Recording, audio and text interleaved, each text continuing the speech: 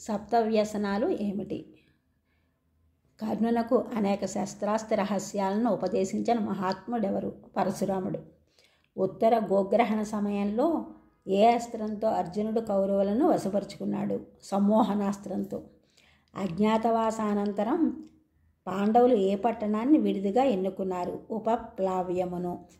కౌరవ పాండవులకు జరగబో యుద్ధంలో తటస్థులుగా ఉంటూ అర్థించిన వారికి యథాశక్తి తోడ్పడిన తటస్థులు ఎవరు? శల్యుడు, దుష్టకేతువు, కేకయుడు, జరాసంధ తనయుడు, సహదేవుడు. సప్తవ్యసనాలు ఏమిటి?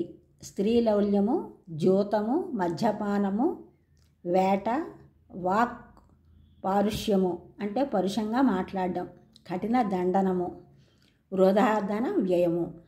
శ్రీకృష్ణుడు రాయబారానికి తన వెంట ఎవరిని తీసుకుని వెళ్ళాడు? సాత్యకిని. హస్తినాపురానికి రాయబారం కోసం వెళ్ళిన శ్రీకృష్ణుడు ఎవరి గృహంలో విందు చేశాడు? విదురుని ఇంట. పాండవుల 7 అక్షౌహిణీ సేనలకు సర్వసైన్యాధిపతిగా ఎవరిని సర్వసమర్థులుగా నకుల సహదేవులు భావించారు? నకులుడు ద్రుపదుని, సహదేవుడు విరటుని సమర్థులుగా భావించారు. ఏ నదీ తీరంలో పాండవుల 7 అక్షౌహిణుల సైన్యం విడిది చేసింది? హిరణ్యవతి నదీ తీరంలో. కురు పాండవ సంగ్రామంలో సహాయం చేస్తానని ముందుకు వచ్చిన వారిని ఎవరిని ధర్మరాజు తిరస్కరించాడు? రుక్మిణీదేవిని తిరస్కరించాడు. 50,000 మంది కృష్ణార్జునులు ఒక్కసారి విజృంభించినా ఓడించగల సామర్థ్యం ఉందని చెప్పి దుర్యోధనుడు ఎవరి ద్వారా తెలిపాడు? ఉలూకుని ద్వారా. శిఖండికి శస్త్రాస్త్ర విద్యను నేర్పించినది ఎవరు? ద్రోణాచార్యుడు. శిఖండికి ఎవరితో వివాహం అయింది? దశార్ణ దేశాధిపతి హిరణ్యవర్మ కూతురుతో.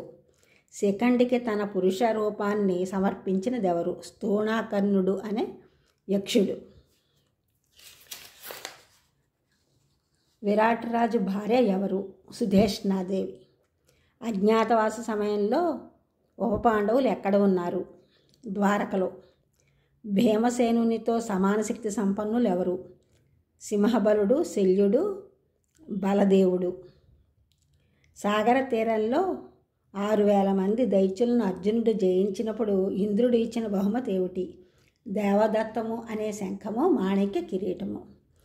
ఈ ఛానల్ చూసిన వారందరూ కూడా సబ్స్క్రైబ్ చేయండి, షేర్ చేయండి, లైక్ చేయండి, కామెంట్ చేయండి. సబ్స్క్రైబ్ చేసిన వారందరికీ కూడా కృతజ్ఞతలు. షేర్ చేసిన, లైక్ చేసిన, కామెంట్ చేసిన వారందరికీ